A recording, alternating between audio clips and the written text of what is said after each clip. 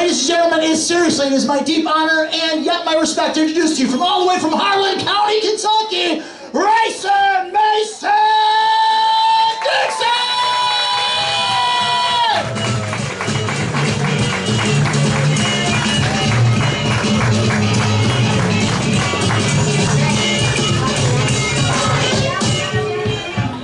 Race fans, start your drinking! Yeah, buddy! Oh, so good to be here, South Haven Brew Pub. How about Dominic Crum, ladies and gentlemen? He a funny guy or what? Yeah, buddy. Alright, so, hey, y'all gotta do me a favor real quick. Do me a favor real quick. Everybody here needs to order another drink. If the kitchen's still open, you gotta order a meal. Y'all gotta buy a drink for somebody else. And this is important, y'all. It is important because I got a history doing comedy here in South Haven, and it ain't pretty. It ain't. So, how many of y'all remember the Curve Inn? Remember the Curve Inn? Yeah, Curve Inn, great place. Well, I actually had my South Haven comedy debut over at the Curve Inn, and oh, it's great. You know, I did a set, and I killed and stuff, and publicly on that Facebook, the owner of the Curve Inn just raved about how funny this here Racin Mason Dixon was. Thank you. And then 2 weeks later, Curve Inn done closed up. Not only was I the last comedian to ever play the Curve Inn, I was one of the last performers to ever play the Curve Inn. And y'all know how long it took before they got that place reopened, right? And now it's the Lodge. All right. Well, a couple months go by. And, you know, there used to be South Haven comedy every single Saturday night here. And not here at the Brew Pub, it was across the street there at Black River Tavern. Jerry Donovan done a great show. He'd bring in tour national comedians and stuff. They did comedy every single Saturday night. And you can see as an up-and-coming comedian, it took a little while for me to crack the lineup. But I finally did a couple months after that Curve Inn experience. In fact, it was December of 2019. And I go up there and I had a killer set. It was good. People were laughing. I was loving it. It was good time and stuff. And then Jerry Donovan says, well, you know, we're going to take a little break after, you know, for the winter because you know, not much going on around here. And we'll get things started up in the spring again. We'll talk then, all right? Folks, I think that was the last ever comedy night in South Haven, right? We all know what happened in the spring of 2020, and they still ain't got no comedy going on Black River Tavern yet. So how about a big round of applause, South Haven Brew Pub, bringing comedy back. We need this. Yeah, buddy.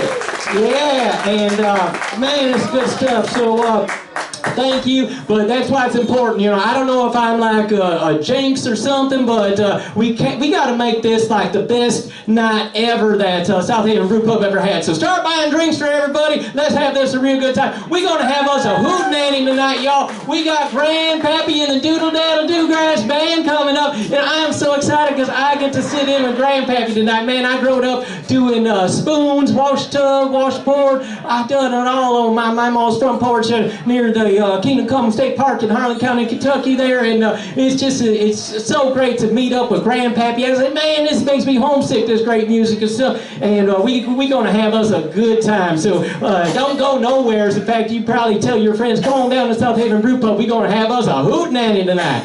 Alright, hey, how many's here for that Shop to Your Drop? Any ladies out here that did the women's Shop to Your Drop? 2 of you made it down here. That's alright. That's cool. You know, they used to have that WOW weekend. It was a party scene in South Haven. It was women on weed or women on whiskey or something like that. I don't know what it was, but they were party animals. I know that and stuff. And then they scaling things back a little bit. They calling it the Women's Shop to Your Drop. And they say, we starting at 10 a.m., we closing at 6 p.m. That's all. Y'all go home. We ain't having no nightlife. And I said, hey, Racin Mason, I am an entrepreneur. I know opportunity when I see it. I said, these ladies need entertainment for their evening because they ain't gonna drop. They gonna be ready to party, and 2 of y'all come down here. So thanks for not dropping. All right. How about them veterans? We got any veterans in the house? We got veterans? Any veterans, or are you just clapping for the veterans? One guy's waving his hat. I don't know if you a veteran back there? Hey, we got a veteran here. So, man, I'm surprised you ain't dropped, right? So how about it? Did you like do it up yesterday or not, man? Man, free meals. They had Big Boy, a free car wash, free coffee and donuts and stuff. I'm surprised they didn't drop like by noon and stuff. So, you know, it was crazy. I remember when my Army and Navy recruiters, they came into Harlan County High, go Black Bears, and man, with all this work shortages and stuff going on, why can they not find some Army recruiting folks to get people hired in at McDonald's and stuff like that? It's crazy. Those guys were good. I remember they came in. See, the Navy recruiter, he was the real sharp one. He took about 35 seconds to find out I was into cars and NASCAR, all that stuff, and all of a sudden, man, he had these passionate stories. I think he had them rehearsed for just about every subject he was interested in. And next thing you know, you sitting in and talking to the Navy recruiter because he's like, man, I used to work on cars and all this, and the Navy could offer you this and that and stuff like that, and stuff. That was crazy. So the Navy recruiter, he was real good. And the Army recruiter, our Army recruiter drove a Harley, and she was a woman, had saddlebags, and man, it was like Sergeant Joyce or whatever she was. She was crazy. And yeah, I think those are the only two people I talked to. But I didn't become a military person there. But God bless you for making that choice for yourself. And I'm surprised them recruiters, they don't tell you. It's like, hey man, it's like if you join the Army, you're going to get to eat at Big Boy free once a year. It's going to be good stuff, you know. So that's crazy. So there's some people, I guess the VA, they take their all the information. If you putting some info, if you going to give meals to veterans and stuff, they put it in a big database and then they send that out to everybody. So them Army folks, they doing that strategy stuff, that they war games and stuff. They go, we going here for breakfast, there for the early bird, there for the coffee, there for the car wash. These guys are working hard all day getting in all their freebie stuff. All right. Hey, this feller's walking right by the merchandise table. We don't mind if you come up to use the restrooms and stuff. We got a tip jar right here. You getting a free comedy show. Y'all want to tip the comedians tonight? We got some gas money and some bail money to raise for some of these comedians right here. So come on, guys, put something in a tip jar. If you haven't signed up, we got a drawing we're going to be doing in a little bit. Purple Sam Cosmetics, valued at $100 right there. You just come on down, put your name and email address, put that in the bucket, and we will get you all set up there. And we got some Racin Mason merchandise right there. We got these pit passes. It's real cool. This will get you in almost anywhere. You want backstage passes to any concert, you just show this. It gets you in anywhere, I swear. So buy one of them for only $8. We got the little Matchbox cars. We got the stickers. We got all sorts of good stuff. So go check that out. So. Alrighty, well, hey, how many people y'all excited that election day's finally over? You excited that stuff's over? Man, I tell you what, you know, you can turn off the news. You can. You can turn off the news. You can change the radio station. You can mute the commercials. But one thing they get real pissy about is when you uproot your neighbor's political lawn signs. They don't like that at all. How many of y'all got political lawn signs in your lawn? None of yous? No, a couple? I can't tell you. Anyway, this is one of the stupidest things ever. I think political lawn signs are a waste of ink, a waste of paper, a waste of everything. This thing is so stupid. You know what? This goes back to like second grade. Now, when I was second grade at the Robert E. Lee Elementary Penitentiary, I know that it was important there because our teacher decided that we're going to do some, teach us little second graders about the democracy of the great United States of America. And how we going to teach that is we going to vote for the best candy bar in America. Right, Jenny? Y'all do this in school? Vote for the best candy bar? Now, it was a big thing. We had campaign posters going everywhere and stuff like that. And the cute girl, that Tracy the cute girl, now, this is the equivalent of a lawn sign. She took a little drawing and she drew a little whatchamacallit. Remember that whatchamacallit bar? The whatchamacallit bar is like cardboard with chocolate-covered cardboard, and you eat it. It was terrible tasting. But she voted for whatchamacallit, and she made her own little campaign sign and taped it to the front of her desk. Well, you can bet every single boy in there was campaigning for whatchamacallits because we wanted cute girl Tracy to like us, right? So we was going to be voting for whatchamacallit, right? But this is the mentality that we are all still operating out of. Now, if y'all still in second grade operating on this, on who you're going to vote for based on what your neighbor's political signs say, it's like, oh, about the only thing them political signs do is it puts you on a list. You either get put on the list, or we going to invite them to our barbecue next summer, or we ain't inviting them to our barbecue because we don't don't like them no more. We don't. They're bad people based on their political line. Now, can you imagine that? Now, the country's pretty much divided 50-50. They're saying 50% of the people are all garbage. We hate them. We don't like them. They have no good values or nothing based on a political side. Now, I just think that's wrong. I think that's terrible.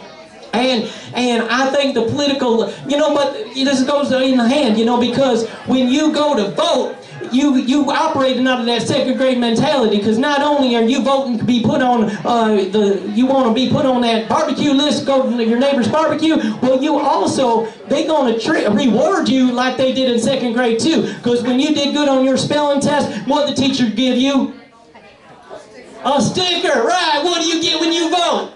A sticker. Some of y'all wearing them still from Tuesday. I see you wearing them. I voted. I got me a second grade sticker on there because I voted. Folks, it don't matter. You know what's going to matter? You guys are all still just adding to the problems that we have, because there's either 50% of y'all pissed off or 50% of you are kind of happy for a little bit and stuff, and there's fighting. The only way we're going to fix the United States of America is we got to come together. We got to become united and I have the solutions. I do. See, instead of us hiring a politician, voting in a politician to say change our world, save us all and stuff, I think y'all barking up the wrong tree, right? What we need to do is we need to put a football coach in charge. Now hear me out now. Now the Super Bowl, them is a them ads at the Super Bowl commercials, them are very expensive ads. Instead of all this money being wasted campaigning and stuff like that, and yard sales and all that, you can put all that advertising money into the Super Bowl, right?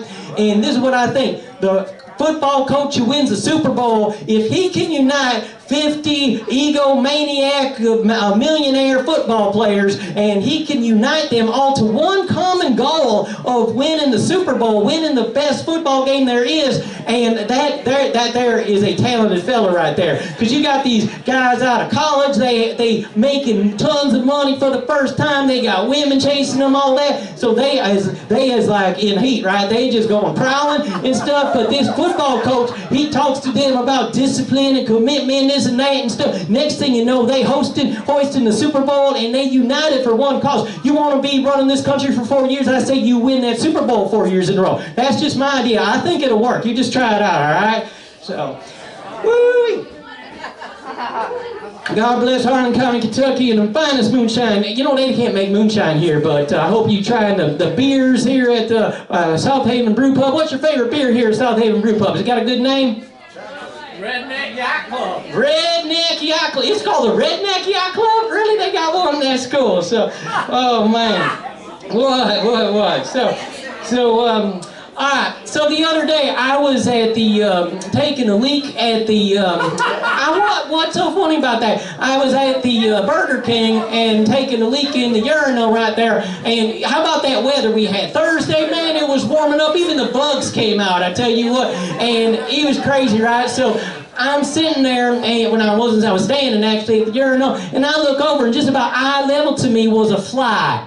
It was, and I was just like so moved at that moment, going, wow, dreams really do come true. This is great. And I'm like, but you got to be very specific when you're making a wish, because probably the most important #1 wish anybody has ever said is, man, if I could be a fly on the wall. They do, but you got to be very specific, because this fella who got ended up in the Burger King at the urinal. So I'm thinking I should probably tell something to the guy in the stool in the stall next to me. I should probably say something really important right now, just to not waste this little fly's wish. And I'm wondering what happens is, like, when his wish came true to be on fly on the wall, did he is that like Viagra where it only lasts a certain amount of time and then it goes back? But who can you tell that story to? It's like, oh, I was there. How was you there? You heard this important information. It's how was you there? Oh, I got turned into a fly on the wall. Yeah, I think it must be sworn to secrecy or something. Or what if it's like permanent? All these missing people we have, they got turned into a fly on the wall and stuff like that. All I'm saying, folks, you got to be very specific when you say, I wish I was a fly on the wall at that particular time and place and moment and everything else, and you might get your wish. But we stupid with our wishes. You know what? I done the calculating. I pulled out my calculator. You remember when calculators were separate? You had to put them batteries in and it was a separate unit, or you'd hold it up to the light, right? And it was like, what are you doing? I'm charging the battery and stuff with the calculator. And man, the kids these days, they missing out on all that. And all them games used to do, turn it over, Shell Oil, oh, I spelled hell with a 4. Anyway, I just got off track there a little bit. But I pulled out my calculator. And I actually did the math. I ain't never done this. I have gotten through my whole life without ever doing the math. But if I had a nickel for every time somebody told me something, do you know if they told me that 100 times, it only adds up to $5. I thought for sure it'd give me 20 bucks or something.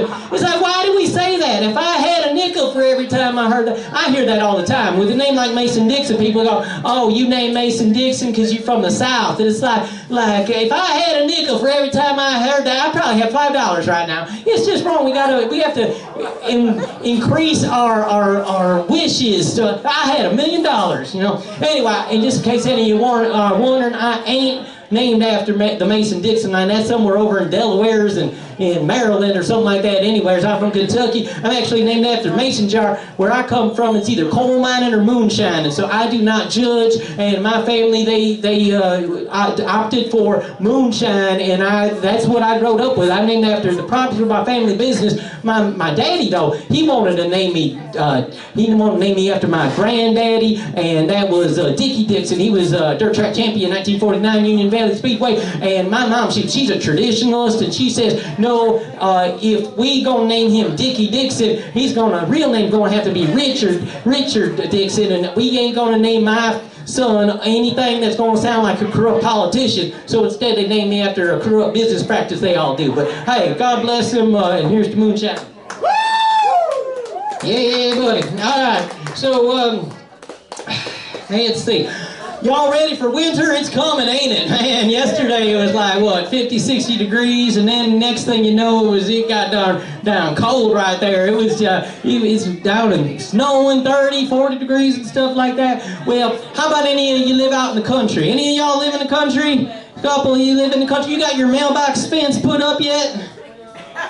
Y'all know what a mailbox fence is? See, there's this theory that them snowplow drivers, they all gonna knock your mailbox down with a snowplow, so they're out there building mailbox fences, and you put this fence in front of your mailbox, and the theory is if your snowplow's flying by, it's gonna hit your mailbox fence, and it's gonna save your mailbox. Now, this is crazy, because you drive around the county, and you see all different sorts of mailbox fences.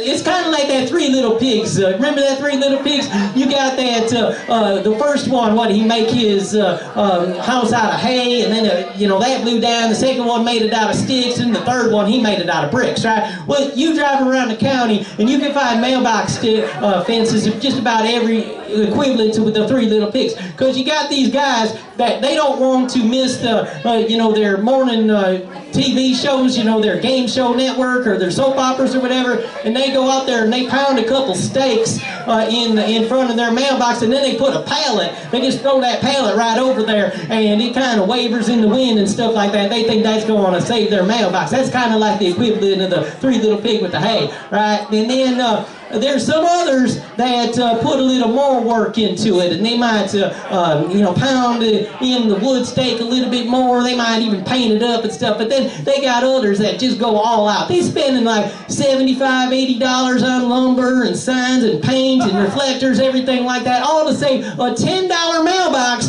that the city or the county, whatever, will pay for if they happen to knock it down. But you know what? They got to actually go out there and prove that it was knocked down by their plow. And I think this is just wrong, because y'all are at work anyway during the day. You don't ever see your mailbox get knocked down. You know what? I think they blaming the wrong people. I think it ain't the county government, it is the federal government. Ladies and gentlemen, you ever see these rural mailbox people? They drive in their car, the rural mail people, some of them got the steering wheel on the wrong side, but most of them, they sitting like that, and they're trying to drive, they're sitting on the hump, and they're driving with left foot and their left hand and stuff like that, putting the mail in there. It's crazy stuff stuff like that. And I tell you what, it's like, can you imagine we're driving on ice through that? They probably knocking down everybody's mailbox and stuff, and then the county's getting all the blame for their tow truck drivers and stuff like that. I don't know, if I was a tow truck driver and I see somebody that spent about $80 on their mailbox fence, I think I might purposely just steer around that, just pull that blade up there, knock their mailbox down, their neighbors come out and go, hey, you got a real nice mailbox fence right there, but see, it didn't work, your mailbox laying in the ditch, yeah, buddies. All righty. Well, folks, we in for a real good night once again. Make sure you come on up here and get in the drawing. Purple Sam Cosmetics, natural cosmetics. There's soaps and lotions and lubes and all sorts of stuff that y'all can get from Purple Sam Cosmetics. We giving away $100 of product right there to somebody who enters that drawing. That's going to be good. And we're going to be clearing the dance floor out here. We're going to be dancing in the aisles, dancing outside, everything with some grandpappy tonight. But right now we going to, and I tell you, I get to sit in with grandpappy. He's going to let me sing my song that I was going to sing at church tomorrow. Y'all going to go to church tomorrow? I was told as an up-and-coming comedian by some of these old-timers, they say, you got to take every speaking engagement you can get. So tomorrow, I'll be at the Breedsville Community Church right there. I got a good sermon planned. It's called If Jesus Drove a Stock Car. And tonight, with Grandpappy Band, I'm going to sing that song to y'all. But yeah, we're gonna put butts in the seats, and everything is going to be real great. If Jesus drove a stock car, so stay tuned for that, folks. All right, ladies and gentlemen, you had him up here once already, and we bringing him back because he's so good. Ladies and gentlemen, put your hands together, make some noise, and bring back Dominic